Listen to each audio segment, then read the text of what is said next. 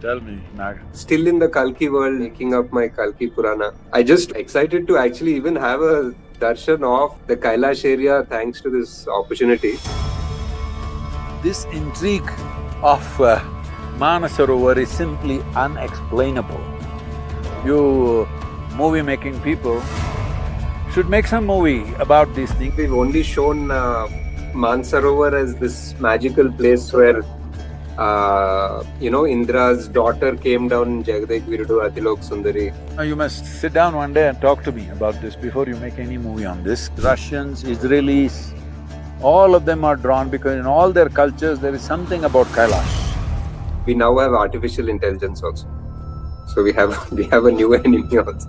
When it develops a complex language that you don't understand, then there is some amount of trouble that can't be ruled out. Sir, namaskaram. Namaskaram Mandi, Nag.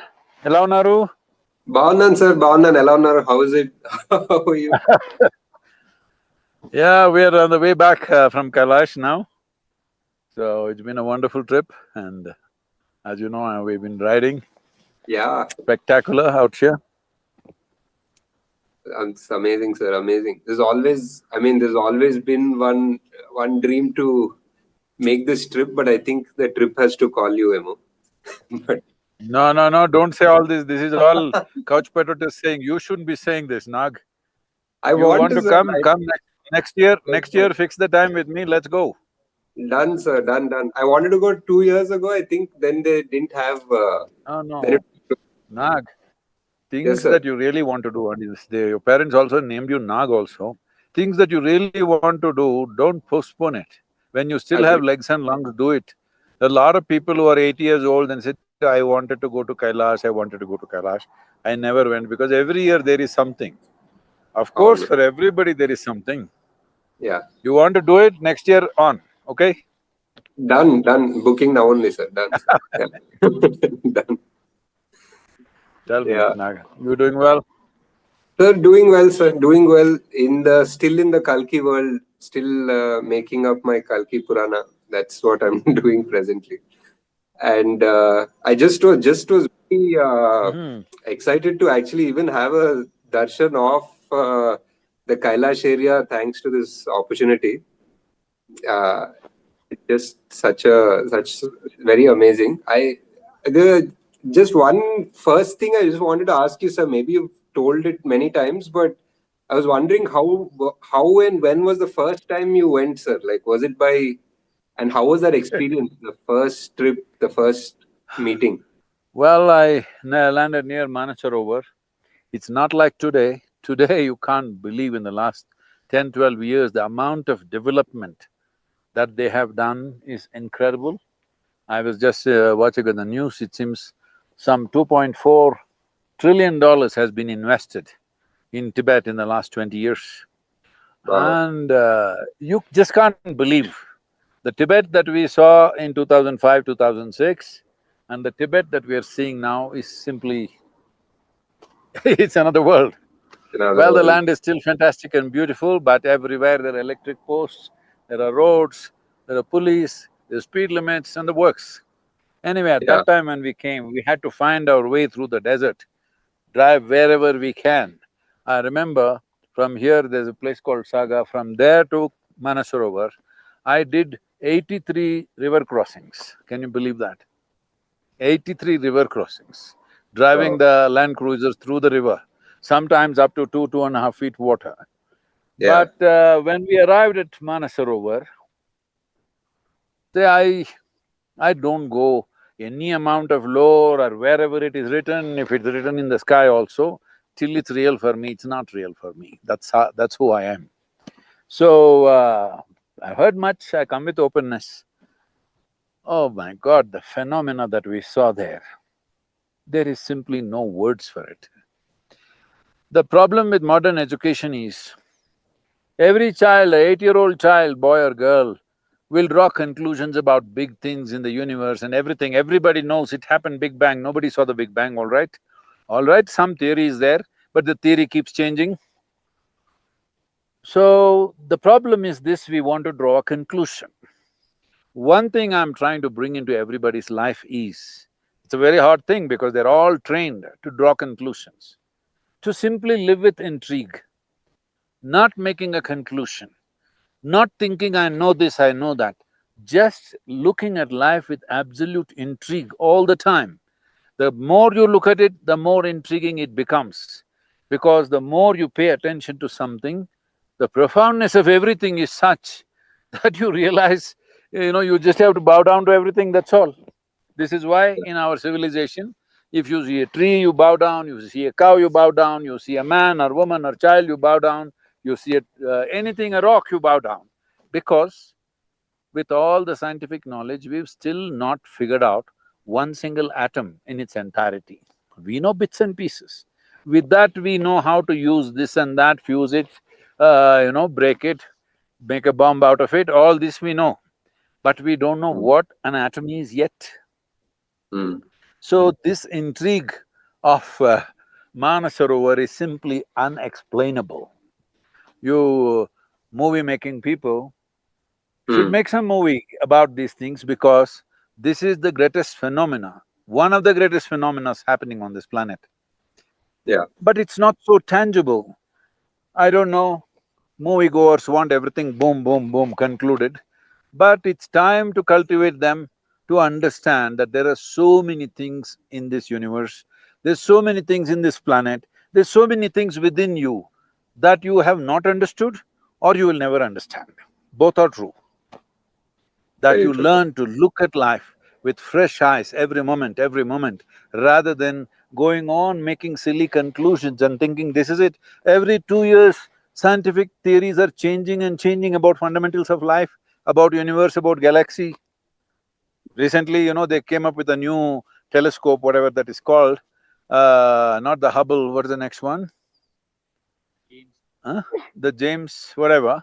Correct, And James Webb. now they're saying what we said all these days is wrong, now what we are saying is correct. I know that in another 5 years they'll come up and say what we said now is wrong, this is true. So because Yeah. the nature of the existence is such that it doesn't matter, if you with full attention, if you sit here for 1 million years, still you will not know it. And Manasarovar is that kind of thing, it just freaked my intelligence that I Yeah. couldn't wrap my head around anything out there, but I know the phenomena, the power of the phenomena just hit me so hard. Yeah. Then we went to Kailash. uh, what happened there, I cannot just ever put it into words or explain. For people to understand, one thing happened, that was not the first year, the second year. I was in United States, I was somewhere in north, I think I was somewhere around Detroit area, I started running temperature. Mm. Then I came to UK, I was still running temperature. I'm just managing things on paracetamol. High temperature, like 102, 104, like that. And I have continuous schedule. I came to UK, I had a four-day program, I did that. From there, I flew to Singapore. I had 2-day events, I did that, running temperature still. Then I went to Sydney and Melbourne, I still running temperature. By then, all kinds of diagnoses has happened that initially they said malaria, then they treated me for 3 different types of malaria. Then from Australia, I flew to Los Angeles, still running temperature. There I met a tropical disease expert. He said this is a strange kind of typhoid, and they started treating me for typhoid. Then I flew to India, they said this is dengue, and they started treating me for dengue. And like this it went on. This is overall about 8 weeks. I'm continuously traveling across the world, I have continuous programs, full-day events, and I'm running temperature. Then I'm shooting for one of the Tamil channels at that time, half an hour, 22-minute episodes. In a day, I'm shooting 5 episodes because I don't have time for them. I had promised them, so five episodes per day I'm shooting. One day I went for this shoot and by then I've become like this that more than 15-20 minutes I can't remain in the same clothes because it'll be wet. Sweat is just pouring out, I'm completely wet. So, I finished the shoot, I came back home, it felt like my brain is going to burst, that hot it became. With my turban on, with clothes on, I just walked into the cold shower, turned it on and just stood there for about 10-15 minutes. Then it felt little better. and by then I'd lost about 25% of my muscle mass I'd lost. Then I went back to United… The doctor said, this walking into the shower is the smartest thing you ever did in your life. Because I checked with the thermometer, my temperature was showing 107. It's like fatal, just at the edge. I just stood under cold water, it kind of saved me. Then again I traveled back to United States. And by then my lymph nodes started swelling up, very, very excruciatingly painful, but I still have schedule. They put me on IV port, with IV port on, I'm speaking in various places like crazy. Then they said it could be malignant because it became very swollen and very painful. They said they have to do a surgery. Then I didn't know what to do, because once you're in the doctor's hands, what they say you're supposed to do. And they took me to this hospital, and then they fixed the surgery. They said that day itself surgery they have to do, because it's swollen and it could be anything. They're testing me for my anesthetic, there's a checkup, anesthesia, how I will take it. So, I got into the lift with two doctors, and the lift stopped by chance in another floor where I'm not supposed to go. And another person entered, he was a Chinese person. Immediately my doctor introduced, this Chinese person is the one who is going to do surgery upon you. Then the Chinese doctor just put his hand on my neck and saw how swollen it was. He said, you must inform the family before the surgery. Then I went down for the checkup and then I said, I'm leaving. I said, I'm not going to go to… Sadhguru, don't do this, it's very dangerous, you can't go, surgery must happen. I said, no, I'm leaving. This is one thing in United States, they can't force you. If it's in India, they'll tie you up and do the surgery. There they won't do because of insurance, this, that, so many issues are there. Then I just went and closed my eyes and sat for about 4 days in somebody's apartment. I felt a little better. Then in 22 or 23 days, I was in Kailash.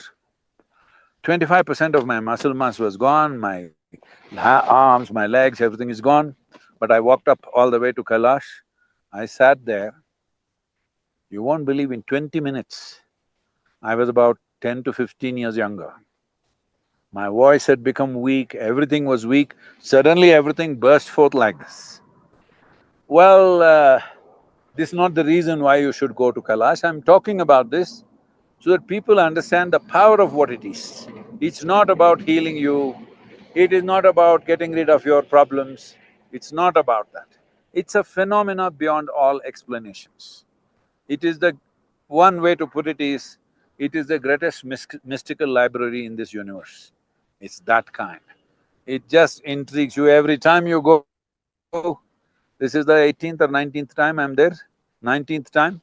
Every time you go, it doesn't feel old. It's something new phenomena happening there. It's too fantastic. When you still have legs and lungs, do it, Nag. Done. Fully on it, sir. Fully on it. Was there any person or anyone that you met on your journeys that you remember, like some seeker or some monk or sadhu or even a normal person? Oh, the seekers are everywhere, you won't believe. The people who are coming, maximum number of people who are coming are now Chinese, Russians, Indian pilgrim also, of course, have been coming for a long time. But today, the number of Chinese, Russians, Israelis, all of them are drawn because in all their cultures, there is something about Kailash. Especially in the Russian culture, there is a lot of stories about Kailash right from ancient times, because one of the Saptarishis, that is one of the disciples of Adiyogi, went to Central Asia. So, that awareness is somewhere there, that lore is still there. So, they keep coming. Even with us, the maximum number of people right now are almost on level with Indians is Chinese and Russians. So, on the work if you go, not necessarily people who have been in our programs or whatever, all the seekers today know about us, know about my trips to Kailash. Many of them are coming because they have watched the Kailash videos, many of them. So you should see the level of devotion, it's amazing. The Russians, Indians, of course, we are cultured in a devotional kind of atmosphere. They're like melting away like that. Too fantastic to see. Brilliant, sir. So you suggest like how there is a perception that Kashi and Kailash is something that people do at a little older age, but you suggest that the youth should also definitely make this trip. See, the best things that you want to do in your life should happen sooner than later, isn't it? So this whole idea that spirituality or anything concerned with that should happen at the end of your life is a terrible idea. What phone do you use? I use a Which religion do you belong to? I'm asking, are you iPhone or Samsung? What are you? I'm Google Pixel phone. Yeah. Oh, you're using Google. All right. So, if you buy a new phone, Yeah. tell me you should read the user's manual within the first 3 days or after 2 years when you're getting rid of the phone. Yes, sir.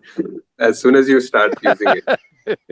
If you want to use the phone well within the first 3 days, so I am Yeah. saying before you are 14, 15 years of age, you should be introduced to this. This was the culture. By the time a boy or a girl is 12 years of age, they were initiated. This is the civilization in which we have come up. But today, somebody made spirituality like this, that it's at the end of your life. When you're no good for anything, what will you do? The Yeah. highest things must happen when you're young so that you can live it. Yeah. Otherwise, maybe you will die peacefully. That's an unfortunate reality. Yeah. Dying peacefully is an unfortunate reality. Instead of living as a burst of blissfulness, you die peacefully is a sad way to die or sad way to live. Yeah. So this is because people are trying to live without understanding a thing about it. What is spiritual process? It is not a teaching, it is not a belief system, it is not about some unknown god that is sitting up there in the cloud. No, spiritual means the innermost core of who you are. If you don't dip into this, the more you know about your phone, the better you can use it. Is it so? More you True, know sir. about this, the better you can use it. This should happen at the earliest possible time. Agreed. Agreed, sir. Agreed. So that's amazing, sir. I think mainly as far as movies are concerned, we've only shown Mansarovar as this magical place where Indra's daughter came down in Jagadeek Virudu Atilok Sundari, like where this is the connection between heaven and earth is what we showed. But I think that was our See, no, you must sit down one day and talk to me about this before you make any movie on this kind of stuff. Because what has happened is, particularly in the last 300, 400 years, what was a magnificent culture without conclusions, which is all about your growth. We learned this from outside religions, that we also want to make up, what to say, magical, miraculous stories. yeah. This civilization is not about miracles. This civilization is about realizing life is the greatest miracle happening here right now. If you don't realize that miracle and you're thinking, I can pull out a pigeon from my pocket, shall I? If I pull out a pigeon and give it to you will have a bird, I'll have a shitty pocket. What's the point of this? But people are impressed by such miracles. That's not the Yeah. miracle. The miracle is a human being can become like this, that no matter what hits us in this life, whatever it is, you can still remain untouched. This is the examples that the past masters have set for us, whether it is Rama or Krishna or whatever, their life is serial disaster, just look at it, Yeah. you know? Continuous disasters, isn't it? He loses the kingdom, he loses his wife, he brings them back, he loses his children. What nonsense! But he remains untouched. So this is the miracle that we want to establish in every human being. Life can throw anything at us. What we make out of this is our choice. This choice only a human being has. All other creatures live by reaction. Only a human being can live by conscious response. That is the miracle of this land. Yes, sir. So, is there any connection you feel with the energy between Kailash and the Jyotirlinga, sir? The question that you're asking needs too much elaboration, I will not go into that. But one thing we need to understand is, see, right now we have a mass of flesh which we call as body. It has its own systems, it has its needs, it has its problems, it has its compulsions. Yes? We have to eat, we have to sleep, maybe we have to copulate, maybe we have to reproduce, maybe all this, and one day we'll have to die. These are all compulsions set, you can't change them. You can reduce them, you can't get rid of them, isn't it? So, because physical system has its own systems. So how we handle this is very important, whether this physical body will become a stepping stone for a bigger possibility, or will it become a wall that it won't allow you to cross.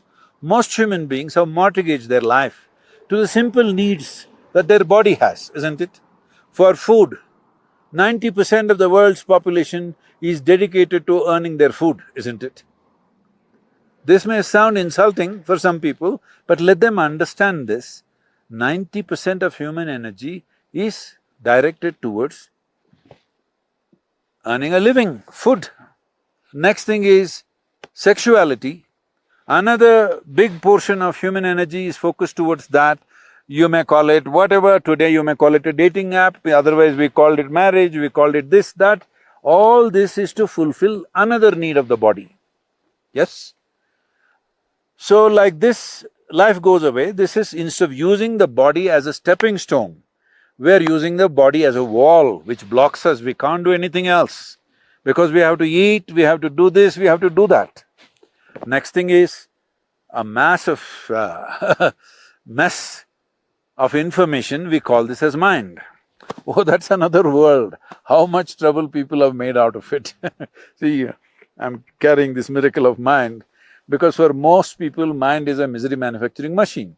All the human misery, where is the manufacturing unit? Where do you live, Hyderabad or Chennai? Hyderabad, sir. Hyderabad. You think the misery manufacturing factory is in Hyderabad? It's inside my Hello? head, yeah. It's in everybody's head, unfortunately. This should have been the… See, this is the greatest possibility. Human intelligence is the greatest thing that's happened on this planet, isn't it? But that is the most horrible thing, that people are suffering like anything. I must tell you, because you're in Hyderabad, you must… probably you know this lady. I think about 5 or 6 years ago, a television anchor, she jumped off the 5th floor and killed herself. And she left a note, "No one is responsible for my death, my brain is my enemy." Can you beat this? It took millions of years to develop this brain to this level of capacity. Now, this is your enemy. The greatest gift that you have is your brains, isn't it so? Otherwise you would be just a crawling creature like everything else. Yes or no? Yeah. But brain has become enemy. So, to make this body and to make this mind into a miracle, this is the science of yoga. This is the many instruments we have created, lingas, murtis, variety of mantras, chants, pujas, rituals, all these are efforts to somehow transform this body, which is a mass of flesh, and transform this mind, which is a mess of information, into a miraculous process. Let's make it happen. Okay. If you go beyond these two accumulations, body you accumulated, this flesh we accumulated, this mass of information we accumulated, what you accumulate can be yours, can never be you, isn't it? Yes. Whatever you accumulate can belong to you, but cannot become you. Right now, that is the problem. So if you go deeper than the mind and the body, what you touch there, you can call it Shiva, you can call it Kailash, you can call it Jyotirlinga, you call it whatever, essentially the source of life. Yes. Okay. Tell me. Amazing, sir. Yeah, it's great, sir. I think in this situation with human intelligence being our enemy, we now have artificial intelligence also. So we have we have a new enemy also, Oh, the artificial… or No, a no, new no, trend. no, no, A new let's not trend. misunderstand. Yes. See, no, no, what I'm saying is, you go stand in front of the mirror and you think the guy in the mirror is your enemy. Very sad. Artificial is just a reflection of who we are, isn't it? Yeah. People are… see, these are people who want to sell their shares in the market. They are Yeah. trying to make it like it's a new world by itself. No, it's a reflection of human mind. It's trained on us. It trained on whatever we've done so far. No, it is no different. Right now here, there is an earth-moving machine parked right next to me. They're working on the road Yeah. or something. Earlier, we used to dig with crowbar and pickaxe and do this work. Now this machine came, it's doing it much more easily, we are all happy that our muscles are not Yeah. hurting anymore. Artificial intelligence is just that. For all the intellectual coolies, they're all worried because a machine is coming which will do it effortlessly. To add 2+2, they were making a big deal. Now Yeah. it'll do just like that. It's great. It's just a Yeah. reflection of our mind, it's not a mind by itself. It's Little not. faster. It's not. This It machine, just it earth-moving just will machine, give us… is just a bigger muscle than my muscle, that's all, isn't it? Yes, yes. The only fear is that if the intelligence will decide to choose where to dig next, if the earth moving machine starts deciding where to dig without our input, then it's a problem. Uh, that possibility is there, that can't be ruled out. But right now, can you… can you really decide where your neighbor is going to dig? Is he going to dig in his garden or going to dig into your bedroom? You have no control over it, isn't it? Yeah, Somebody will drop a bomb, somebody will shoot at somebody. It's already there, I'm saying. yeah. At least for the artificial intelligence, you can pull the plug. As But of now, yeah, as of now, in yeah, future, when the real trouble comes, when the artificial intelligence starts developing its own language, when it develops a complex language that you don't understand, yeah, then there is some amount of trouble. yeah, But yeah. why are we pushing in the direction if we have sense? It's money, money. Like you said, sir, it's all… That's what… this is the share price. But yeah, share but market, yeah, share yeah, market, that's all. yeah, yeah. I think one of the biggest things that from my little understanding in movies or this or whatever is that's happening is all these share markets or these companies or everybody is just trying to trap or harvest human attention to a point where people are becoming…